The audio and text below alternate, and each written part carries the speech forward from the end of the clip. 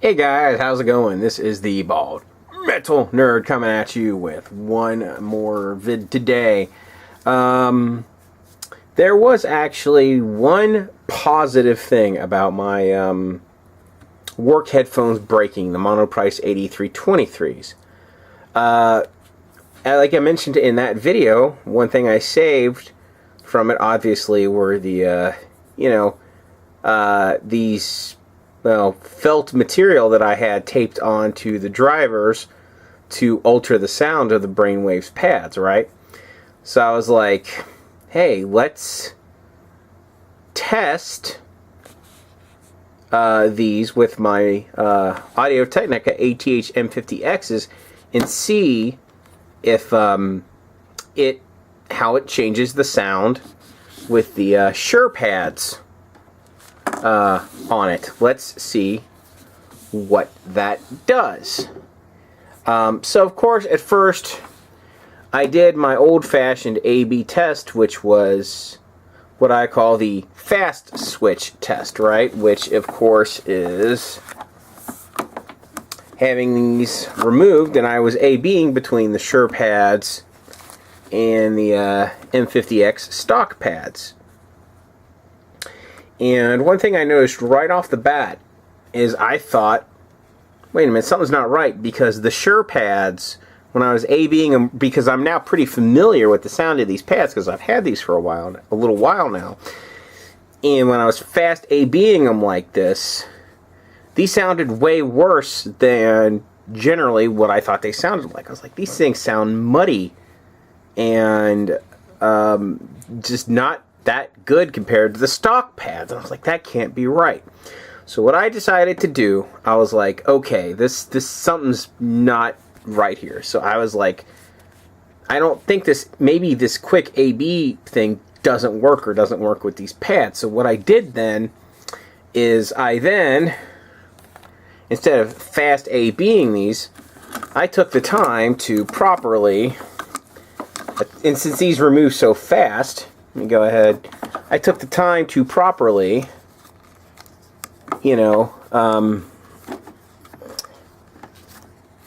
put the Shure pads on. Yeah, it's a little bit of a process. Okay. As you can see, right? So what I would do with the trial is I would make sure the Shure pad was actually, almost got, as I knocked the camera, right? I would make sure the Shure pad, see, there we go, was actually on the ear cup properly, right? It's like, that can't be right. So I basically securely attached these to the ear cup. I securely attached the ear pad to the ear cup, made sure it's actually on there, see? Right, it's on. And I would listen. I was like, okay, this is how it's supposed to sound. It sounds nice and smooth. It sounds great. Okay? And so I was like, well, I'm going to fast switch between, I was like, well, how can I quickly switch between, the stock pad and the Shure pad? Well, the Shure pads remove real easily, so obviously what I did is I started with the Shure pads on there securely, and then I just, literally, they twist off that quick. And then I did not attach the M50X stock pads properly, and then I just kind of did the quick switch with them like this, right? And then these sounded muddy and crappy. I was like, aha! This isn't a very great, it kind of invalidated my whole methodology, right? These sounded a lot worse than these, and I think that's because they weren't properly attached to the headphones. Now, unfortunately, I can't do a real, I would have to have two pairs of these headphones to do a proper A/B test with these two, with these pads actually attached, right? Because there's no way that my audio memory would be long, because if you go any more than a couple of seconds in between switching, you're not going to really remember what it sounded like, right? So actually putting these things on, there's just not, it's too much time would elapse for you to remember what it actually sounded like. It would just be too long and would totally if it takes me, 3-4 minutes to switch, it's not going to work, right? That's just way too much time to remember what something sounded like when you're listening for detail and all that. You can remember kind of a general, if it was good or bad, but as far as detail and getting it just right, you're not going to notice. Only way you're going to notice it if it's a really big difference, like the brainwaves pads on these headphones. Absolutely terrible, right? They just don't sound good. I could tell right off the bat they sounded like shit on these. But these, when properly installed, right, these sound absolutely flipping terrific on these headphones. Absolutely wonderful, right?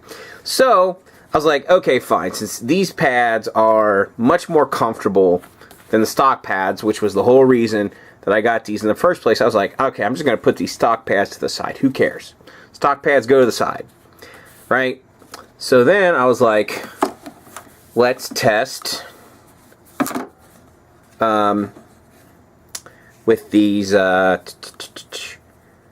felt parts of the pads from, that I had taped onto the Monoprice 8323s. I was like, well, how can we A/B that real easily? Well, obviously what I did is I reattached, properly both of the pads to the ear cups. They stayed on, right? So then what I would do, obviously, to test, is I would just kind of do this number, right? Just kind of get them in there, and I'd line it up on both the ear pads, and then obviously I would listen, pause, and then I would just, yank them out, put them on, and continue playing the track. And that was a pretty efficient way, at least the most efficient way I could find, of, determining the sound differences with and without this extra layer of damping material. Now, here is what I learned by doing multiple trials with many different songs. Basically, what these do, if you add these as a layer, it does, of course, alter the sound. That's the whole flippin' point, right? It attenuates the high end a little bit. It makes these headphones slightly less fatiguing to listen to with these in here. It helps smooth over a little bit, music that is part of the loudness war. And it does accentuate the low end a tiny little bit more. That's pretty much what this does when you put these in there. Now, here's the thing about my opinion of that. It helps more than it hurts on the majority of music that I listen to. I preferred the sound, or not the sound, the sound with these things in than out. It sounded better on most songs. It didn't sound better on all songs, but on the vast majority of songs, it did sound better with these in rather than out. There were a few songs where it was, that sounded better without them. Kind of a pain in the ass. It's not universal, but it's not surprising. So I probably am going to, I'm definitely going to utilize these. Now, I don't know if I'm going to tape them down to, like I did on the Monoprice, if I'm going to I'm undecided if I want to actually tape these things down like this onto the driver units like I did on the Monoprice, to have them, permanently attached, or if I'm just going to leave them like this so I can remove them when I don't want to use them. That's, I don't know. We'll see.